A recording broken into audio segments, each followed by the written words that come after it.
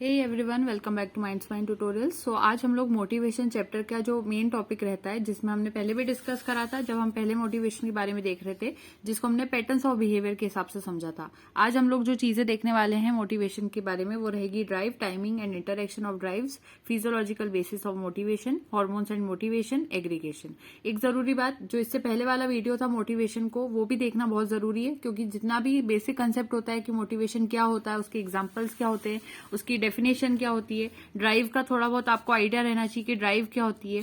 उसके बाद expression of drive 3 veg में हो सकते हैं: एपिटेटिव बिहेवियर, कंज्यूमेटरी बिहेवियर, क्विसेंट और रिफ्लेक्टिव पीरियड। ये सारी चीजें आपको पहले पढ़ना जरूरी है आज के वीडियो सेगमेंट को देखने से पहले। तो सबसे पहले रिवीजन के लिए हम लोग यहाँ पर मोटिवेशन की सिर्फ डेफिनेशन को यहाँ पर देख रहे हैं। बाकी सारी डिटेल्स हम ऑलरेडी डिस्कस कर चुके हैं, इसलिए अभी हम फिर से उसको नहीं देखेंगे। सो मोटिवेशन की डेफिनेशन कुछ इस तरह से: some kind of internal variable factor which influence the relationship और intervenes between stimulus and response. जो स्टिमुलस किसी ऑर्गेनिज्म पर आता है, उसके बदले ऑर्गेनिज्म जो रिस्पॉन्स देता है, उन दोनों के बीच में जो रिलेशनशिप रहती है वो कहीं ना कहीं रहती है मोटिवेशन। और ये एक तरह का इंटरनल वेरिएबल है, क्योंकि हमने यहाँ पर एक लायन का एग्जाम्पल लिया था कि कभी लायन के सामने वही विल्ड बीस्ट रहते तो वो उसको खाने की कोशिश करेगा, उसको पकड़ने की कोशिश करेगा, और कभी कभी उनको वो इग्नोर करके वहां से चले जाता है। तो उसका रीजन क्या था? तो वो था कि वो जो स्टिमुलस है और वो जो रिस्पॉन्स है वहां पर लायन के अंदर, तो ये वाली चीजें आपको यहाँ पर समझनी होगी। इसी को हम मोटिवेशन कहते हैं और इसकी डिटेल हम देख चुके हैं, तो आप प्लीज वो वाला वीडियो सेगमेंट पहले चेक करेंगे, तब जाके हम आगे की तरफ बढ़ सकते हैं।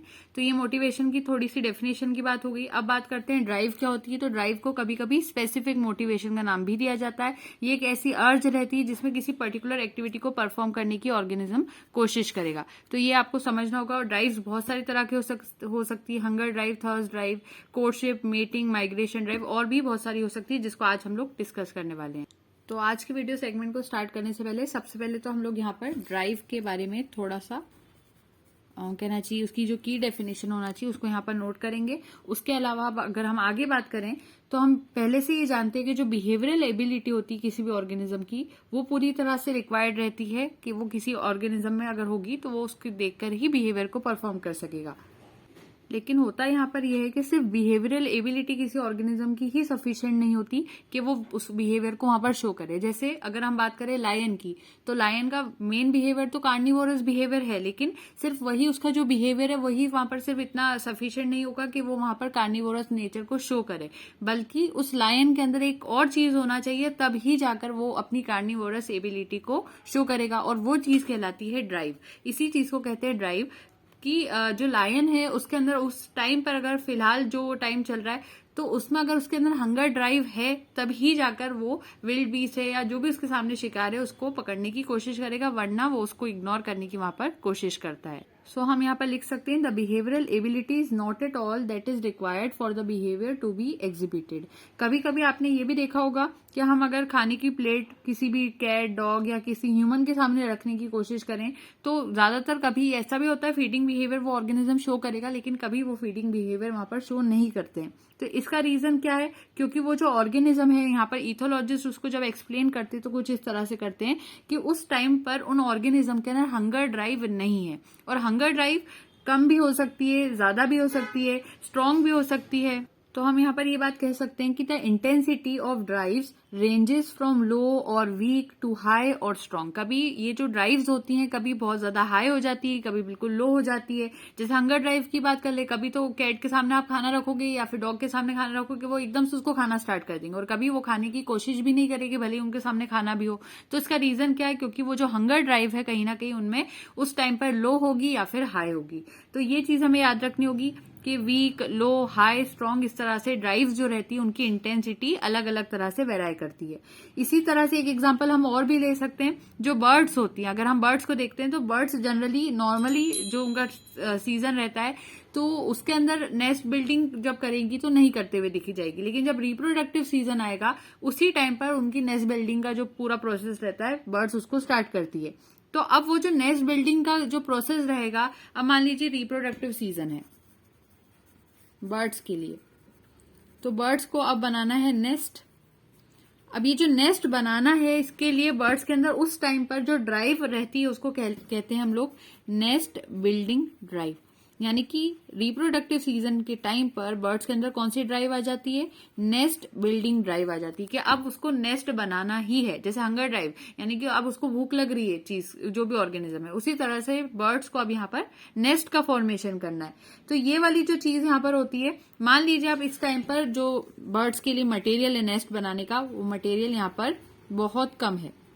मटेरियल करीब करीब आप समझ लो बहुत लेस है, हम यहाँ पर लिख सकते हैं।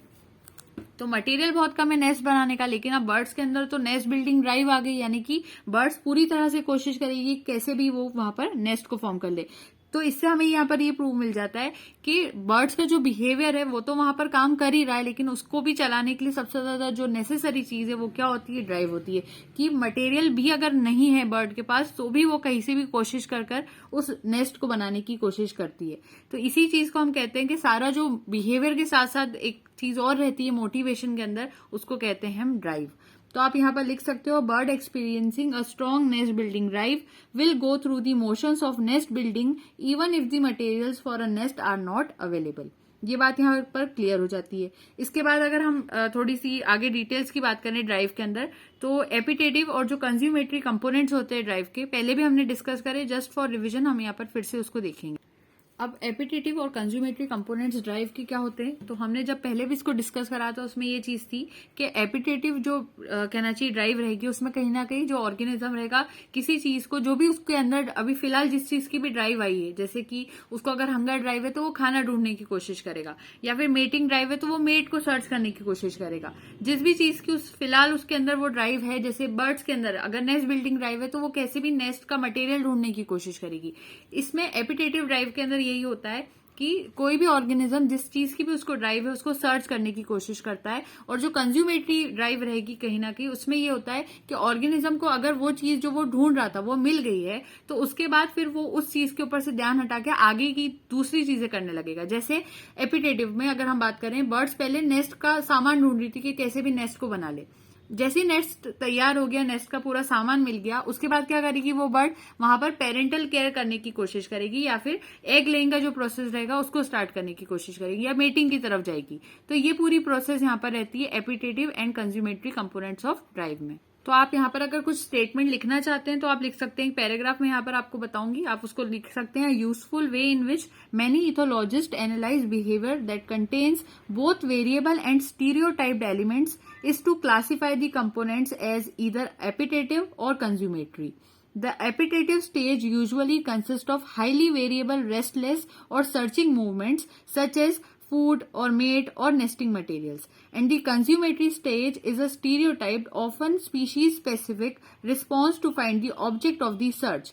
A particular behavior such as finding and eating food or building a nest often consists of series of alternating appetitive and consummatory activities until the final task such as finishing the meal और completing the nest is accomplished.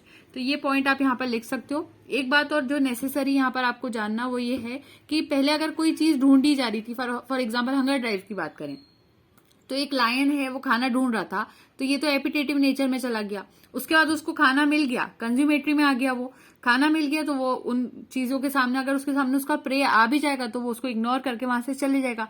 थोड़ी देर बाद उसी lion को फिर से भूख लगेगी तो वो वापस से किस बिहेवियर की तरफ चले जाएगा, एपिटेटिव बिहेवियर की तरफ चले जाएगा। ये बात हमें यहाँ पर क्लियरली समझ में आनी चाहिए। तो ये पॉइंट्स यहाँ पर इसके लिए आ गए। अब हम लोग ड्राइव्स को एज ब्लैक बॉक्सेस, यहाँ पर ये टॉपिक रहता है स्टूडेंट्स को, तो इस पे शॉर्ट नोट्स आते हैं कि ड्राइव्स एज ब्लैक बॉक्सेस, इसको एक्सप्लेन करिए। तो हम आज उसको भी देख लेंगे यहाँ पर। तो ड्राइव्स एज ब्लैक बॉक्सेस को समझने के लिए सबसे पहले तो हम यहाँ पर एक छोटा सा एग्जाम्पल अगेन लेंगे कि अगर हम बात करते हैं ऑटोमोबाइल्स की, जो भी व्हीकल्स वगैरह रहते हैं ऑटोमोबाइल्स, तो ये जो ऑटोमोबाइल्स रहते हैं, अगर इसको जो कुछ इसमें अगर गड़बड़ हो रही है तो मैकेनिक्स जो रहते हैं तो उसको ठीक भी कर देते हैं। अगर ऑटोमोबाइल्स में किसी तरह की प्रॉब्लम देखोगे तो मैकेनिक्स उसको ठीक करने की कोशिश करते हैं और वो कर भी देते हैं। लेकिन उन ऑटोमोबाइल का इंजन कैसे बना होगा, उसके पीछे का पूरा मैकेनिज्म क्या होगा, उसकी पूरी प्रोसेस कैसी रही होगी, ये सारी बातें तो वहां पर सिर्फ इंजीनियर्स को पता होगी जिन्होंने उसको बनाया होगा। फिर क्वेश्चन ये उठता है कि जो मैकेनिक्स हैं वो उस ऑटोमोबाइल को ठीक कैसे कर देते हैं, क्योंकि उन्होंने तो वो पढ़ाई की नहीं होती, फिर भी वो उसको ठीक कैसे कर लेते हैं। तो ये जो सिचुएशन रहती है जिसमें एक कहना चाहिए कहीं ना कहीं आइडिया लगाकर काम कर लिया जाता है कि मैकेनिज्म जो रहता है उसको तो इग्नोर कर दिया जाता है, लेकिन फिर भी कुछ ऐसे प्रिडिक्टेबल वेज रहते हैं जिससे कि हम उन चीजों को करने लगते हैं। तो ऐसी सिचुएशन में हम कहते हैं ये कहलाता है ब्लैक बॉक्स। तो अगर हम ब्लैक बॉक्स को यहाँ पर समझने के लिए डेफिनेशन लें तो हो जाएगी, when a complex of poorly known mechanism and factors operates in predictable ways, investigators find it useful to treat the complex as black box. अगर कोई चीज बहुत ज्यादा कॉम्प्लिकेटेड है, कॉम्प्लेक्स है, मान लीजिए कोई complex of poorly known mechanism है, कोई ऐसी चीज जिसके मैकेनिज्म हमें अच्छे से नहीं पता, ये तो एक एग्जांपल हो गया।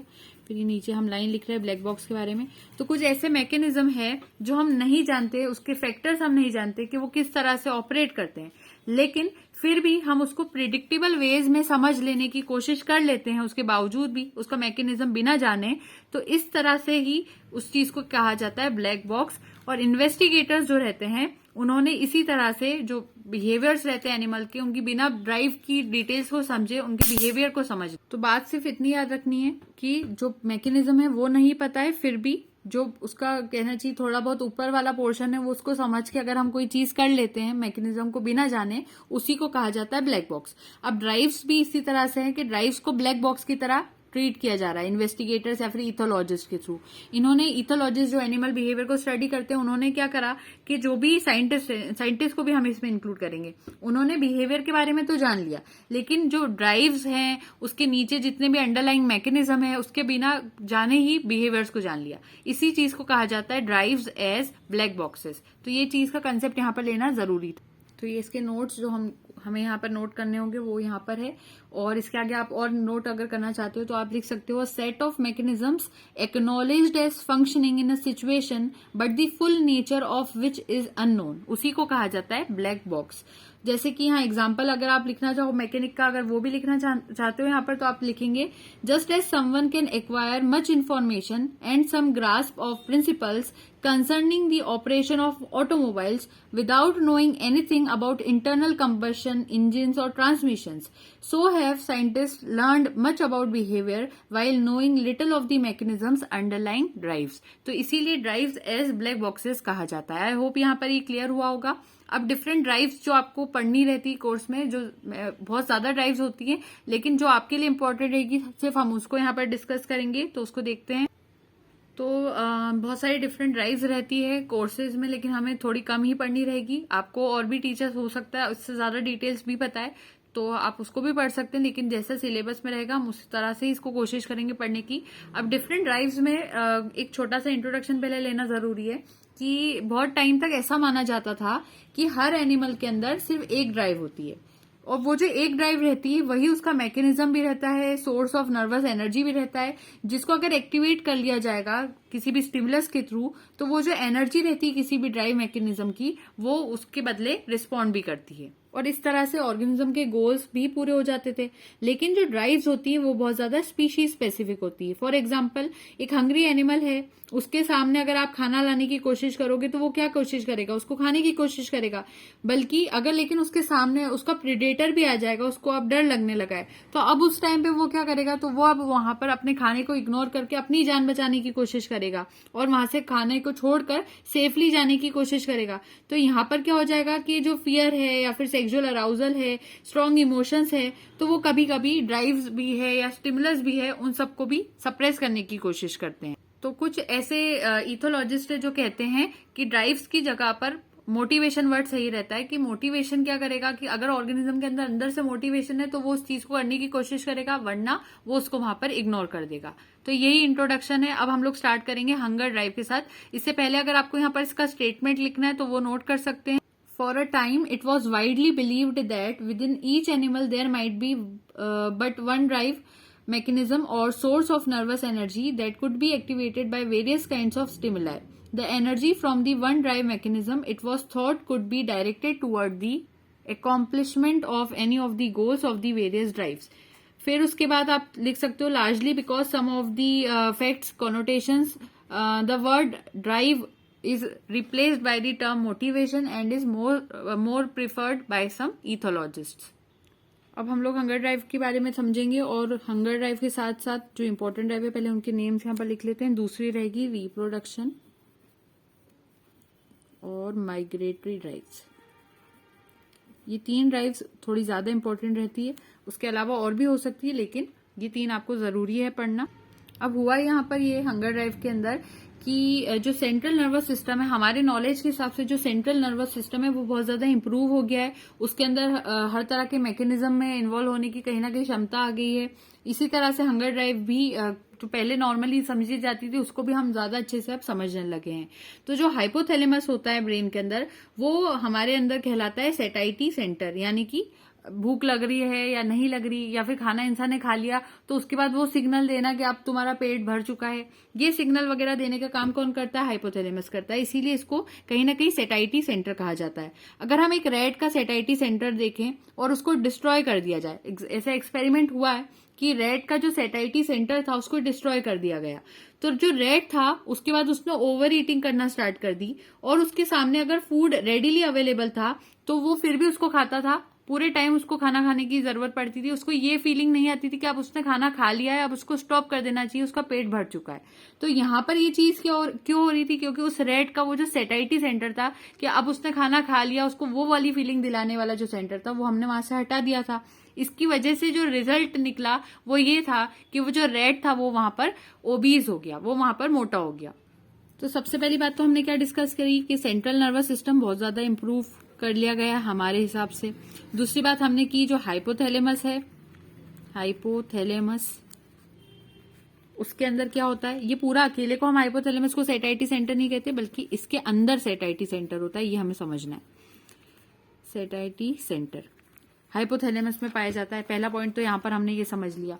अब ये हो गई बात। फिर उसके बाद हमने रेट के बारे में बात की कि रेट का सेटाइटी सेंटर जो है, उसको मैं ऐसी लिखूंगी यहाँ पर, रेट के सेटाइटी सेंटर को डिस्ट्रॉय कर दिया गया। उसकी वजह से ये रेट जो था लगातार खाना खाता था, इसलिए वो ओवर ईटिंग करने लगा, और ओवर ईटिंग करते करते आगे क्या हुआ, वो ओबीज हो गया, उसका साइज वहां पर बढ़ गया, उसका वेट गेन वहां पर हो। लेकिन एक प्रॉब्लम और हुई, ये वाले जो रेट्स थे जिनका सेटाइटी सेंटर डिस्ट्रॉय कर दिया गया था, अब वो जो रेट्स थे ना ही वो हार्ड वर्क करते थे, ना ही उनको किसी तरह का शॉक एंड्योर करने की उनके अंदर क्षमता रह गई थी। यानी कि अगर उनपे किसी तरह की मुसीबत आ रही है तो उसके बाद वो ज्यादातर उनकी डेथ ही हो जाती थी, वो उसको सहन नहीं कर पाते थे कहीं ना कहीं शॉक वगैरह को। उसके अलावा फूड का टेस्ट कैसा है, जो भी तरह का फूड दिया जाएगा, बिटर फूड भी आप उनको दोगे तो वो वाले रेट्स उन खाने को भी खा लेते थे। यानी हुआ क्या, ये जो रेट्स थे जिनका सेटाइटी सेंटर निकाल दिया गया था, वो कहना कहीं ना कहीं जो है उनको ना ही भूख वहां पर महसूस होती थी, ना ही उनको ये फीलिंग आती थी कि अब उनकी भूख पूरी हो चुकी है। तो ये दोनों ही चीजें इन रेट्स के अंदर से खत्म हो गई थी। तो आप क्या लिख सकते हो, the rats without satiety centre will not work hard, no hard work, एक तो कोई हार्ड वर्क नहीं कर सकते थे, कैन नॉट एंड्योर शॉक्स, फिर उसके बाद कैन नॉट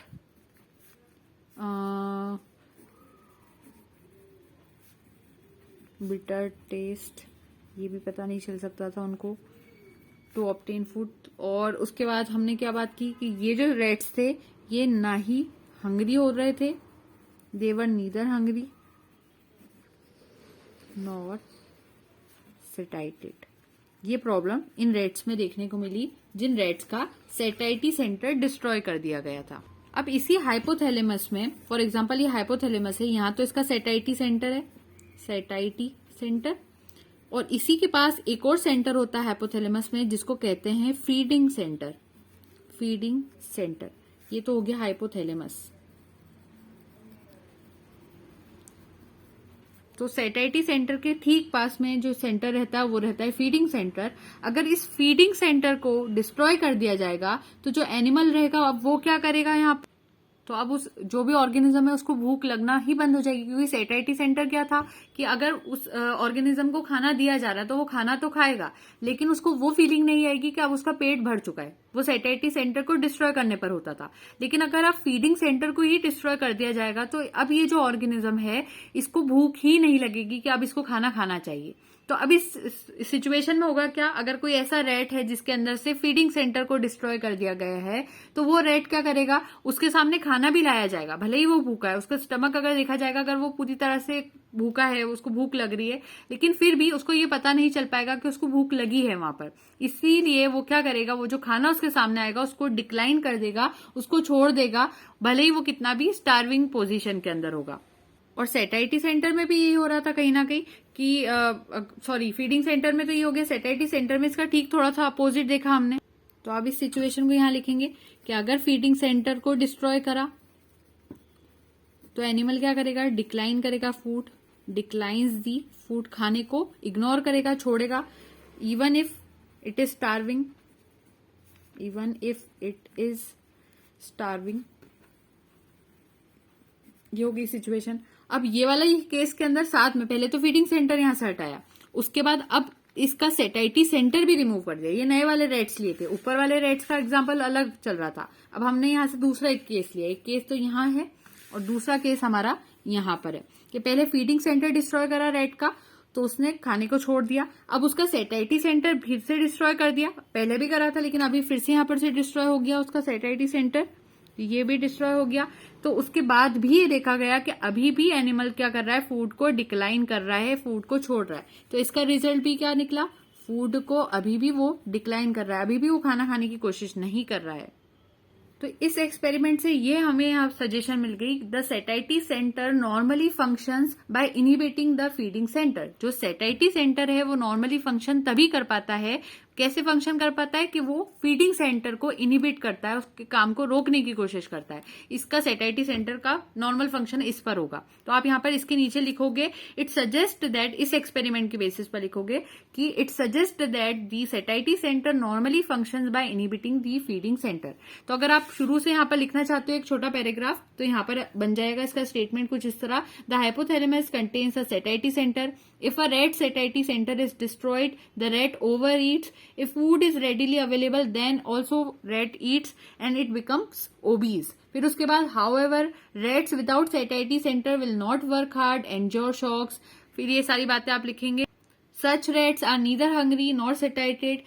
फिर उसके बाद लिखना near the satiety center in the hypothalamus it's the feeding center, if it is destroyed the animal declines food even when it is starving, if the satiety center is also destroyed the animal continues to decline food, and this suggests that the satiety center normally functions by inhibiting the feeding center। ये सारी बातें आप यहाँ पर note करो। अब ये जो हाइपोथैलेमस का यहाँ पर फीडिंग सेंटर था, इसको और भी सब डिवाइड किया जाता है दो रीजन्स के अंदर। तो ये अगर आप यहाँ देखोगे तो इसके अंदर भी दो रीजन्स होते हैं, तो अब वो दो रीजन्स कौन से होते हैं उसको भी हम यहीं पर नोट कर देंगे। पहला जो रीजन रहता है वो ये रहता है कि वो कहीं ना कहीं फीडिंग ड्राइव को क्रिएट करेगा या फिर एपिटाइट को क्रिएट करेगा, यानी कि ऑर्गेनिज्म में भूख लगने वाली कोशिश, और दूसरा रहेगा हंगर ड्राइव कॉज करने वाला। तो एक तो रहता है फीडिंग ड्राइव इसी के अंदर, और दूसरी रहती है हंगर ड्राइव। अब इसमें जो हंगर रीजन रहता है वो तो कहीं ना कहीं इनहिबिटेड रहता है सेटाइटी सेंटर से, और जो हंगर सेंटर रहेगा उसको स्टिमुलेट अगर करना है कहीं ना कहीं ऑर्गेनिज्म में तो उसको इलेक्ट्रिकली या फिर एपिनेफ्रिन के थ्रू स्टिमुलेट किया जा सकता है। तो आपको ये भी पता होना चाहिए कि अगर इस हंगर ड्राइव को या हंगर सेंटर को स्टिमुलेट करना है तो उसको इलेक्ट्रिकली, एक तो इलेक्ट्रिकली स्टिमुलेट किया जा सकता है और दूसरा कैसे स्टिमुलेट कर सकते हैं इसको, एपिनेफ्रिन के थ्रू, एपिनेफ्रिन के थ्रू स्टिमुलेट हो जाएगा। सो जो एनिमल यहाँ रहेगा will endure the pain to eat food. तो यहाँ पर ये होगा कि एनिमल को इतना ज्यादा दर्द दिया जाएगा कि वो फिर कोशिश करेगा कि खाना खा लेते हैं, ये दर्द से अच्छा है खाना खा लिया जाए। भले ही उसके अंदर वो वाला सेंटर नहीं है कि उसको भूख लगे, लेकिन फिर भी वो ऑर्गेनिज्म वहां पर खाने को खा लेगा। ये चीज यहाँ पर रहती है एक्सपेरिमेंट। तो यहाँ हो सकता है कि आपके जो कोर्सेज रहते हैं आपको ये वाले जो दोनों पोर्शंस थे उसकी भी और डिटेल्स रही होगी, लेकिन हमारे लिए कोर्स में इतना इंपॉर्टेंट है तो हमने यहाँ पर इसको कंप्लीट करा। अब दूसरी ड्राइव हमारे पास आ जाएगी रिप्रोडक्टिव एंड माइग्रेटरी ड्राइव्स, उसको डिस्कस कर लेते हैं। आई होप यहाँ पर ये क्लियर हो गया होगा कि फीडिंग ड्राइव जो रहेगी और हंगर ड्राइव जो रहेगी, इसमें से जो हंगर ड्राइव वाला पोर्शन है उसके अंदर ये देखा जाता है कि ये अगर स्टिमुलेट करना है, इसको पैदा करना है किसी ऑर्गेनिज्म में, भले ही उसका फीडिंग सेंटर वहां नहीं है, फिर भी हंगर ड्राइव उस ऑर्गेनिज्म में लाना है तो कैसे लाई जा सकती है, इलेक्ट्रिकली या फिर एपिनेफ्रिन के थ्रू लाई जा सकती है। तो आप इसको भी यहाँ पर नोट कर सकते हो. So neither the nature of the stimuli affecting the hypothalamus nor the manner in which hypothalamus creates the symptoms and sensation of hunger is known. In regard to the feeding behaviour, the hypothalamic centers apparently affect lower brain centers that comes या फिर counteracts reflexes concerned with food ingestion, causing the centers to become either more or less responsive to stimuli. ये यहाँ लिख सकते हो. और उसके अलावा अब हम लोग रिप्रोडक्टिव एंड माइग्रेटरी बिहेवियर को देखते हैं.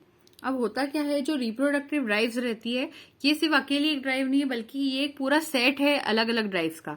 अब इनमें जो जो ड्राइव्स इंक्लूडेड रहती है वो आपको यहाँ पर पता होनी चाहिए, जैसे कि जो कहना चाहिए inclination to mate, nest building drive, brooding of eggs, sexual drives, फिर उसके बाद जो केयर होती है यंग वंस की यानी कि पेरेंटल केयर की ड्राइव्स. इतनी सारी ड्राइव्स सभी मिलाकर रिप्रोडक्टिव ड्राइव्स में ही आ जाती है. जैसे कि अगर आपने देखा होगा जो चैप्टर हम पढ़ रहे हैं इथोलॉजी का रिप्रोडक्टिव बिहेवियर, उसके अंदर रिप्रोडक्टिव बिहेवियर में ही हमने कितने सारी चीजें पढ़ी, कोर्टशिप, मेटिंग, जो भी डिटेल्स थी सारी उसमें देखी. उसी तरह से रिप्रोडक्टिव ड्राइव जो रहती है इसी के अंदर बहुत सारी ड्राइव्स इंक्लूडेड रहती है. वो कौन कौन सी है, सेक्सुअल ड्राइव आ जाती है इसके अंदर.